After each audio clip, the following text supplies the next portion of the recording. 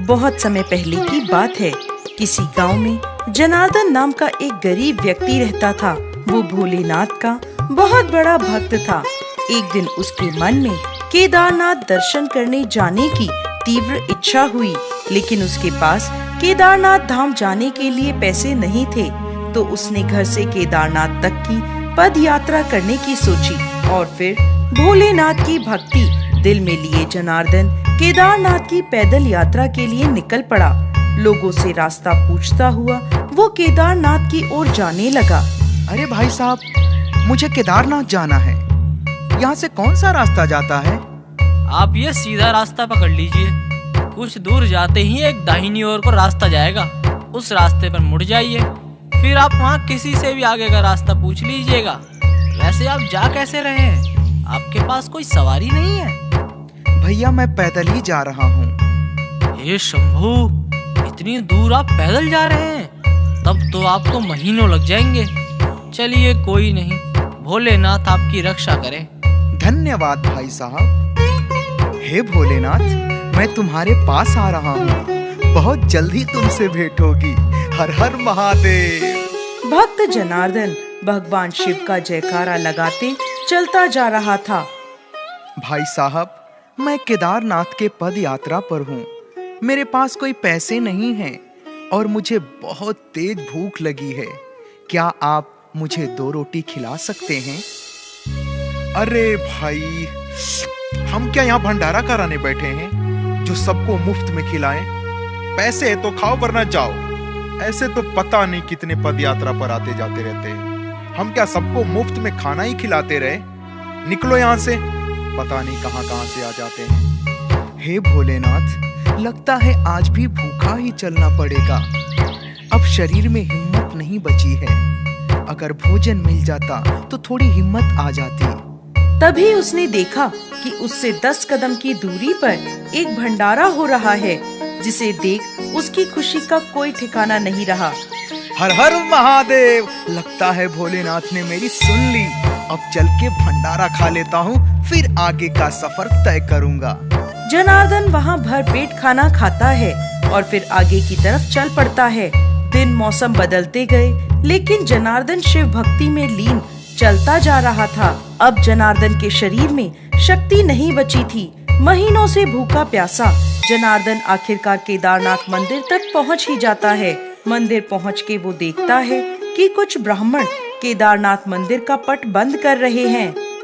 अरे, अंदर कहाँ घुसे जा रहे हो? चलो, अब मंदिर के द्वार बंद हो चुके हैं। क्या? मंदिर के द्वार बंद हो चुके हैं? अब तो ये द्वार 6 महीने के बाद ही खुलेंगे। पूरे 6 महीने बाद?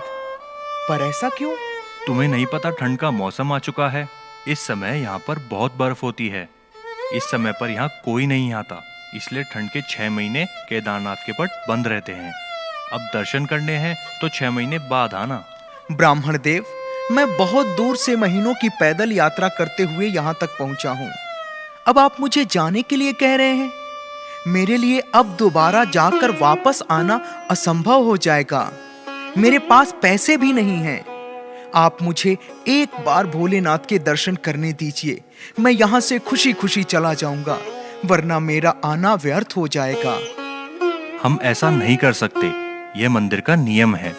यदि एक बार द्वार बंद हो गए तो वह 6 महीने बाद ही खुलते हैं। हमें माफ करें, आप यहाँ से चले जाइए।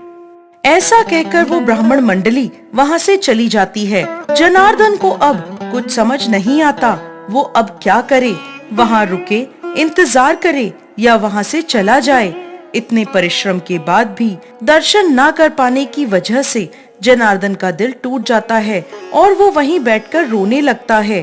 धीरे धीरे ठंड बढ़ने लगती है, सूरज ढलने लगता है और देखते ही देखते रात हो जाती है।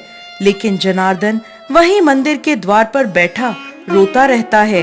हे प्रभु, मुझसे ऐसी कौन सी भूल हो गई जो आपने मुझे दर्शन तक नहीं दिए?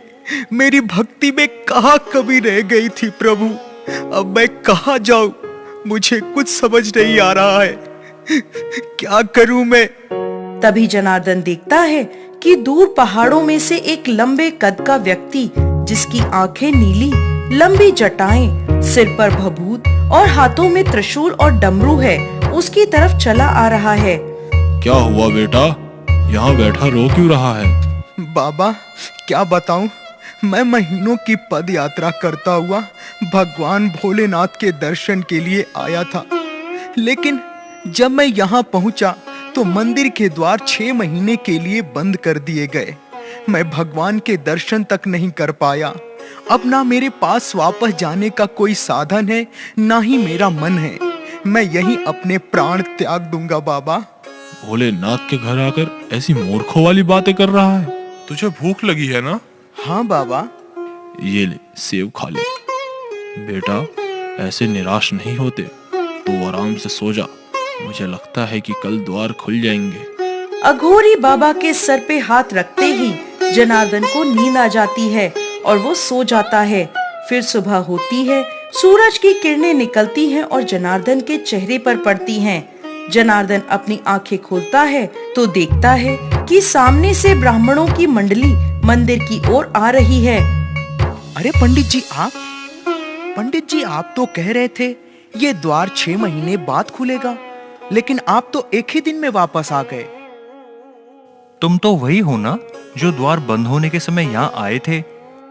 आज तो तुम द्वार खुलने से पहले ही आ गए। आ गए? पंडित जी मैं तो गया ही नहीं था, रात में यहीं सो गया था। क्या तुम 6 महीने से यहीं थे? 6 महीने? नहीं पंडित जी, मैं कल ही तो आया था। किस भ्रम में हो भाई? उस बात को आज 6 महीने बीत चुके हैं और आज मैं 6 महीने बाद ही आकर मंदिर के द्वार खोल रहा हूँ। पर मैं तो कल रात ही सोया था, 6 महीने कैसे हो गए? आप जब मुझे छोड़कर यहाँ से गए थे तब मैं यहीं बैठा रो रहा था। तभी एक अघोरी बाबा आए। उनकी बड़ी बड़ी जटाएं थी, हाथ में डमरू और त्रिशूल था। वो मेरे पास आए और उन्होंने मेरे सर पे हाथ रख के कहा कि सो जाओ, कल द्वार खुल जाएंगे। और मैं सो गया। आज सुबह उठकर देखा तो आप लोग द्वार खोल रहे थे और आप कह रहे हो कि 6 महीने बीत गए। जनार्दन की ये बात सुनते ही वहाँ खड़े सब लोगों की आंखों में आंसू आ गए और वो जनार्दन के पैरों में गिर गए। आपकी भक्ति महान है। जिसके दर्शन पाने के लिए बड़े बड़े ऋषि मुनि अपना जीवन लगा देते हैं, फिर भी उन्हें दर्शन नहीं होते। उनके दर्शन आपने ऐसे ही पा लिया। वो अघोरी बाबा और कोई नहीं, साक्षात भोलेनाथ थे, जिन्होंने अपनी माया से आपके 6 महीने के समय को एक रात में बदल दिया। ये बात सुनकर जनार्दन भी चौंक जाता है और जाकर भोलेनाथ के चरणों में गिर जाता है। तो इस तरह से एक भक्त ने बिना तपस्या साधना के अपने भगवान के दर्शन पा लिए।